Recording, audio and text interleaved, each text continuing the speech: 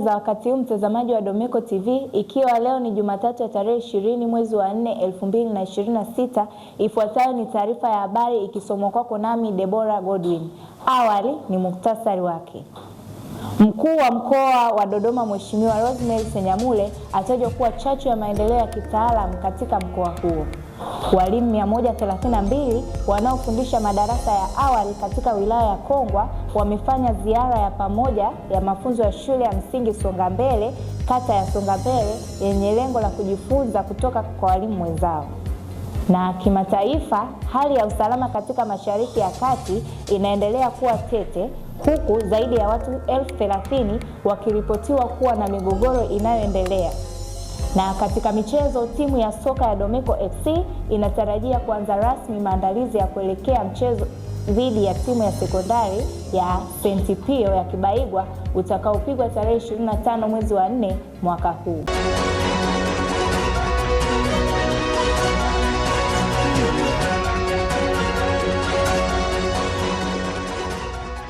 Mkuu wa mkoa wa Dodoma Rosemary Senyamule ametajwa kuwa chachu ya maendeleo ya kitaaluma katika mkoa huu kufuatia mikakati thabiti iliyowekwa kwenye elimu inayosababisha wanafunzi kupata ufaulu mzuri katika mitihani ya kitaifa.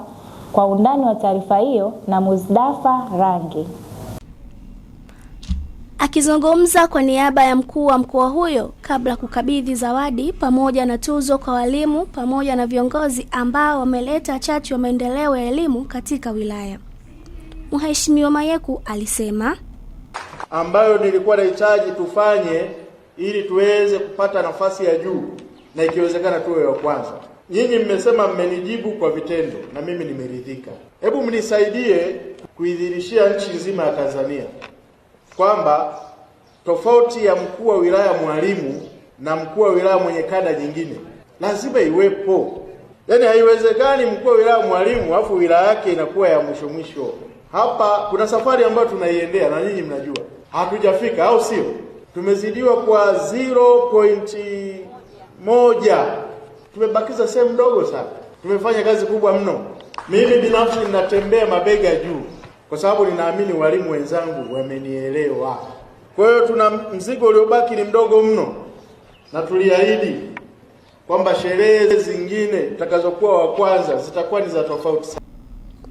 Aidha, mkurugenzi wa halmashauri ya wilaya ya Kongwa Dr. Omar Nkalo aliwasilisha tathmini ya mwenendo wa elimu katika halmashauri yake, ambao halmashauri ilishika nafasi ya 5 kimkoa, na mwaka 2024 ni 91% ufaulu, lakini imeshika nafasi ya 2 kimkoa, na mwaka 2025 ufaulu ulikuwa ni 98.99 na halmashauri ilishika nafasi ya 2 kimkoa.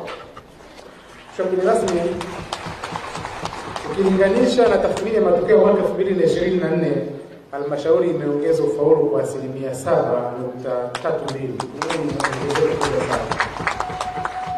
Aidha, kwa mtihani wa darasa la 4 kwa miaka 3 mfululizo, Mheshimiwa mgeni rasmi, mwaka 2023 halmashauri ilipata ufaulu wa 95.1, lakini 2024 ilipata ufaulu wa 98.26 na ikashika nafasi ya 2 kimkoa, na mwaka 2025 ufaulu ulikuwa 99.66 na imeshika nafasi ya kwanza kimkoa. Ikilinganisha na matokeo ya mwaka 2024, halmashauri imeongeza ufaulu wa 100.4 kwa matokeo haya ya darasa la 4. Mheshimiwa mgeni rasmi, matokeo ya kidato cha pili kwa miaka 3 mfululizo, mwaka 2023 ufaulu ulikuwa 87 na halmashauri ilishika nafasi ya 5 kimkoa.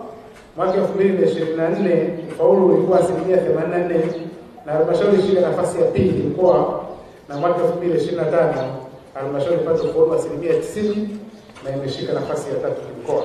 Kwa mtihani wa kidato cha 4 miaka 3, halmashauri kwa mwaka 2023 imepata ufaulu wa 89 nafasi ya 3 kimkoa. Mwaka 2024 ufaulu ulikuwa 94 nafasi ya 3 kimkoa, na mwaka 2025 ufaulu ulikuwa ni 95 na nafasi ni hiyo hiyo ya 3 mkoa.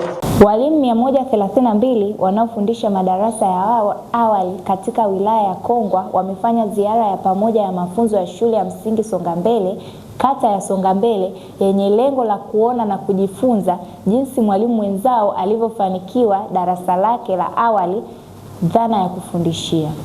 Undani wa taarifa hii na Damson Sankitos.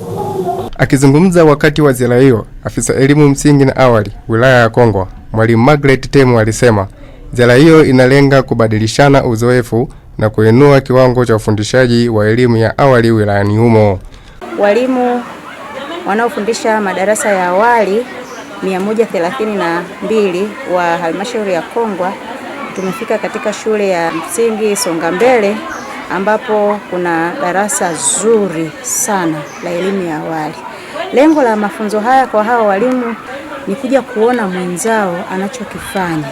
Pamoja na kwamba madarasa mengi katika halmashauri yanafanya vizuri, lakini tulitamani wote kwa pamoja waone ile darasa na waone mwenzao wanafanya nini na kujifunza namna ya kupangilia zile kona. Wakienda kuboresha yale madarasa yao, naamini madarasa ya elimu ya awali katika halmashauri ya Kongwa yatakuwa mazuri. Mheshimiwa Rais alizindua mpango mkakati wa kisayansi wa kujenga umahiri wa kusoma, kuhesabu na kuandika katika madarasa ya elimu awali, darasa la kwanza na darasa la pili. Ili hao watoto watakapomaliza darasa la pili kuingia darasa la 3, wanafunzi wote wawe wanajua kusoma, kuhesabu na kuandika. Ndio maana tumeona upo umuhimu wa kuhakikisha kwamba madarasa yetu ya awali katika halmashauri ya wilaya ya Kongwa yako vizuri, ili kuweza kuwasaidia sasa watoto wanapotoka darasa la awali atakuwa ameshajua kusoma, kuhesabu na kuandika kama vile mpango mkakati ambavyo unatutaka. Lakini pia walimu hawa wakishatoka mahali hapa watarudi sasa katika kila mtu kwenye shule yake na kuhakikisha kwamba wanaboresha yale madarasa na kuhakikisha wale watoto wote walioko katika yale madarasa wanaweza kusoma, kuhesabu na kuandika. Kwa upande wake, mwalimu wa elimu ya awali anayetajwa kuwa na darasa la mfano, Selina Kadewele, amefafanua kuwa msukumo wa kuandaa darasa lake ulitokana na kutaka kuona watoto wanajifunza kwa vitendo na mazingira rafiki. Darasa lake limekuwa kivutio na nyenzo ya kujifunzia kwa walimu kutoka shule mbalimbali. Nilikuwa sijui namna ya kuandaa hizo zana na kuzipangaje, lakini ubunifu wa kutengeneza zana ninao mkubwa sana. Lakini baada ya kupata mafunzo nikaelekezwa namna ya utengenezaji wa zana na namna ya kuzipangilia darasani. Mimi mwenyewe ndio natengeneza zana zaidi darasani, nachora na kuandika za ubunifu mbalimbali kama unavyoona, zote nafanya. Ila wakati ninapokuwa na shughuli nyingi nimekwama, wakati mwingine naita wanafunzi ambao wako madarasa ya juu, ya 6, la 7, wakati mwingine naita wazazi. Kuna wazazi wana vipaji zaidi yangu, wanakuja. Kwa mfano vile vitanda ni kazi ya wazazi, wametengeneza. Ukiangalia kuna meza hapo, kwa mfano pale ni wazazi. Hizi zana za mbao ni wazazi. Kwa hiyo kuna wazazi fundi seremala, kuna wazazi wachoraji. Kwa hiyo nao wananisupport kwa kiasi kikubwa sana kuhakikisha darasa letu la awali liendelee vizuri katika ujifunzaji na ufundishaji. Kwa hiyo mwalimu unatakiwa mbunifu, uwe na lugha nzuri ya kuwasiliana na wazazi, wavute ili uwashawishi kufanya nini? Kukusaidia katika hilo darasa la awali. Ziara hiyo ni sehemu ya mikakati ya halmashauri ya wilaya ya Kongwa kuboresha elimu ya msingi na awali kupitia mafunzo kwa vitendo na kubadilishana mbinu bora kati ya walimu. Samson Sanctus, Domeko TV. Katika jamii nyingi, matumizi ya dawa za asili yanaendelea kushika nafasi kama tiba ya dawa mbadala ya magonjwa mbalimbali, wakati baadhi ya watu wakizisifu kwa ufanisi na gharama nafuu, na wengine wanauliza maswali kuhusu usalama wa madhara yake. Dawa za asili zimekuwa zikitumika kwa muda mrefu katika jamii nyingi kama njia mbadala ya kutibu magonjwa mbalimbali. Kutokana na umuhimu wake na mjadala unaoendelea kuhusiana na usalama na ufanisi wake, wananchi wa mkoa wa Dodoma wametoa maoni yao kuhusiana na faida ya dawa za asili na changamoto ambazo zinatokana na dawa hizo. Kwa majina naitwa Salumu, jina maarufu naitwa Jadu, napatikana Majengo sokoni. Tiba asilia, mimi ninavyofahamu tiba asilia ni tiba ambayo inapatikana na kutokana na mimea tuliyokuwa nao, mimea asili ndio inatengeneza tiba asilia. Uelewa wangu kuhusu umuhimu wa tiba asilia, tiba asilia kwanza ni tiba ambayo haina kemikali, ni tiba ambayo inapatikana kwa wepesi, au sisi tumejaliwa mimea ambao ni tiba naona haina gharama sana. Asilia ndio changamoto zake zinapojia, kwa sababu kuna mambo ya vipimo, yeye anakuwa hana yani hujui unaumwa nini, yeye anakupa kwa uzoefu wake tu, lakini bila kutumia kipimo chochote. Naitwa Kashtamu Chibwana, mkazi wa Dar es Salaam, ila kwa sasa niko Majengo hapa Dodoma. Najishughulisha na tiba asili almaarufu tiba mbadala, ambayo kuna tiba aina mbalimbali kama vile kuondoa sumu mwilini, kama hii hapa. Hii iko kwenye mfumo mzima wa kuondoa sumu mwilini, kushusha vitambi, mfumo wa chango kina mama. Mimi ushauri wangu kwa maana kwanza watambulike kiserikali, kisheria, kwa maana unapotambulika hata kama amekula dawa haijamletea madhara, ila akatumia kitu kingine ikaonekana ile dawa ndio imemletea madhara, lakini akitambulika kisheria ni haraka sana, hata kama angekamatwa, lakini ana uwezo wa kutoka, kwa maana tayari anatambulika kisheria kiserikali. Kwa upande wake mkurugenzi wa shirika la afya kanda ya Afrika Profesa Mohamed Janabi amesema kuwa ni wakati wa kuaminiana ili dawa za asili ziweze kutumika. Sasa ili tuweze, kwa sababu kitu kimoja nitakwambia ukweli, kwa sababu sisi tuna kitengo kikubwa pale cha traditional medicine, hizi dawa nani pale Muhimbili. Kubwa ni kwamba hatuaminiani. Wewe mwenye dawa asilia na mimi, wewe unafikia ukinipa mimi kama mtaalamu, na kweli labda imetokea huko nyuma kwamba mimi nikiona ile dawa inafaa, wewe na kudelete, mimi naendelea na ile dawa kwenye tafiti zetu, alafu hata hicho kitakachokuja kupatikana wewe haupo kabisa. Sasa mimi nataka kujitahidi sana kwamba kwanza turudishe imani. Unajua kama hamna trust between, hamna kitu kitachoweza kufanikiwa dunia hii. Kwa nataka kwanza kurudisha ile imani.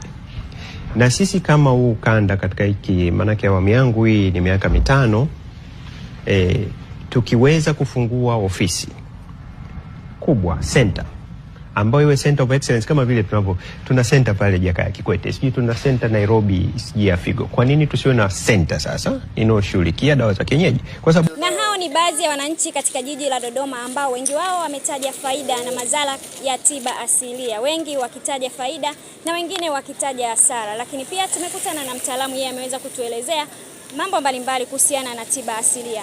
Nikiripoti kutoka jijini Dodoma, Consolata Andrea, Domeko TV. Mifereji ya maji taka imekuwa ni kama kawaida sasa kwa baadhi ya mitaa ya jiji la Dodoma. Je, ni kweli hali hii haiathiri wakazi wa mitaa hiyo? Na ripoti yake Grace Budodi inatujuza undani wa taarifa hiyo. Swala la maji taka limekuwa ni changamoto kubwa kwa baadhi ya mitaa ya Dodoma. Na leo kama Domeko TV tupo mtaa wa Kaloleni ili kuongea na baadhi ya wakazi wa mtaa swala la maji taka. Twende tukawasikia maoni yao kuhusiana na changamoto hii. Mitalo hii imekuwa kwa muda mrefu inatusumbua, na suluhisho ya kutatua suluhisho hili la mitalo ni kuwaomba viongozi wahusika waweze kutuchimbia hii mitalo ili maji yasituame. Tunaomba kama inawezekana wakija kufukua waanze mwanzo mpaka mwisho, lije gari wakusanye matakataka yao wapeleke vile. Lakini ukisema hivyo kija hivyo na chimba chimba tu wanaacha hivi, sio tunashinda kunanilia hapa. Tunatamani kufukua hapa ili maji yako yaende, lakini ndio hivyo inashindikana. Mtazamaji, taarifa yake Grace Budodi inatupeleka mapumziko mafupi, na tukirejea tunaungana na Abraham Elitwaza kwa taarifa za kimataifa.